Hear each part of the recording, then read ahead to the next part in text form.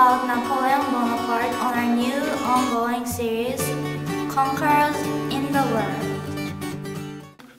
So, Mr. Bonaparte, are you ready for this? Well, I may have been dead for like 200 years, but my speaking skills didn't go anywhere. Alright, you sure seem healthy for a 200-year-old dead man. Okay, so for the first question, how do you evaluate yourself? In other words, who was Napoleon Bonaparte? Who am I? That's an interesting one. Well, I was born in the island of Corsica on August 15, 1769, which was one of the colonies of France. I grew up hating France and went to a military school, wanting to liberate my homeland. Instead, I ended up conquering the whole Europe. Conquer the conqueror, I say myself. I was a man who was as great as a man can be without virtues, to quote Alex's words. Talking about virtues, let's talk about your character. What are some characteristics of yours that makes you one of the greatest military leaders in history? Sorry, Your Highness, but I just thought it would be better if I talk about this.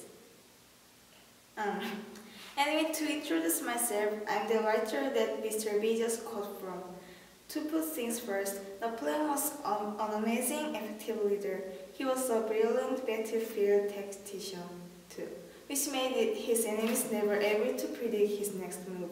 But the thing was, he didn't use these values for good. He was power-thirsty and sacrificed lots of people for his ambition, which eventually led to his fall. Enough of that. So what? The people did support me. True, so tell me, Mr. Bonaparte, who supported you and for what reasons? Well, the people supported me. I was their hero, the savior of the French Republic. I satisfied the people by creating a pretense-free republic in which I became the leader and also the church where the concordat. Oh yeah, I also made the Napoleonic Code that was supposed to promote liberty, order, and individual rights. Only it didn't. Then I became the emperor. Yes, 1804 in fact. Now, how significant is it? Oh, very. I was a dictator before, but by being crowned emperor, now I was able to officially rule absolutely over society. Supported by French voters and approved by the church, I began ruling over France, and I didn't stop there. No, you didn't. You started as conquest to conquer all of Europe, and you almost succeeded too. Which European countries were under your influence? All but Britain, Portugal, Sweden, and the Ottoman Empire. In some countries like Spain and Grand Duchy of Warsaw, I put puppet rulers who acted according to my will. Other countries made alliances with me, and I was greatly influenced by their decisions. Ah, I see. So, just for my curiosity, why did Britain and their lot, Russia, Austria, and Sweden oppose you? I don't know. I guess they thought I was a threat to their power. But I crushed them and forced them to sign peace treaties, so there. Ah, but you lost that battle with Nelson. The Battle of Trafalgar, wasn't it? And you made some pretty costly mistakes too. I don't want to talk about that. Well, it says it doesn't want to talk about it. So we prepared an interview with Horatio Nelson. Action! Communication between us. Heaven and Heroes don't mean Napoleon and Nelson's wife.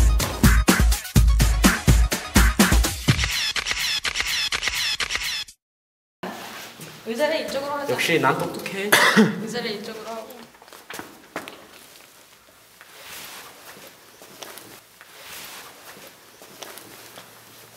Action! Then I, Horatio Nelson, will tell you, after kicking the French out of the British lands with our supreme navy, Napoleon set up a blockade to take revenge. He basically cut off communication between us and Europe. However, the continental policy didn't work for us. We made our own blockade and smuggled in and out of Napoleon's reach. Moreover, all of Napoleon's alliances supported the policy, but like always, Napoleon did what he wanted to do. He had the Peninsular War with Spain, and was defeated by the nationalism-filled, God-fearing guerrillas. Then, on 1812, he turned to Russia for disobeying his policies and invaded it. Russia responded with the scorched earth policy, and after some meaningless battles, Napoleon decided to turn back. But the winter wind didn't leave him alone. It completely destroyed Napoleon's army. All but 10,000 soldiers died either by starvation, exhaustion, or freezing.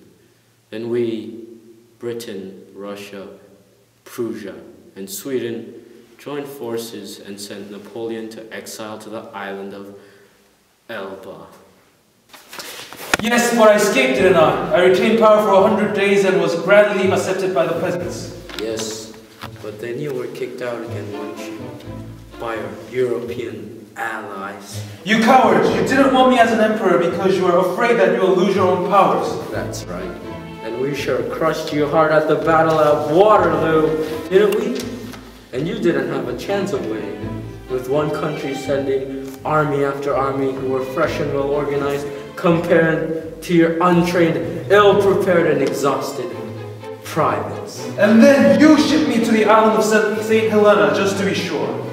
Oh yes, we didn't want you escaping again. You bastard!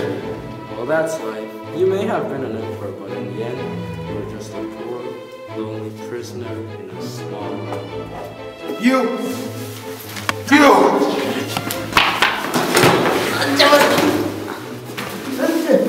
Now, gentlemen. Calm down. So, to conclude this interview, Mr. Napoleon Bonaparte, he may not have been a good man, but he sure was a great man. His thirst for power led to both his rise and fall. He made a great deal of achievements that satisfied some people and others threatened. Though he may have met a desolate death in the end, his legendary works have been passed down from generation to generation, inspiring a great deal of people. And that's it for today. Thank you.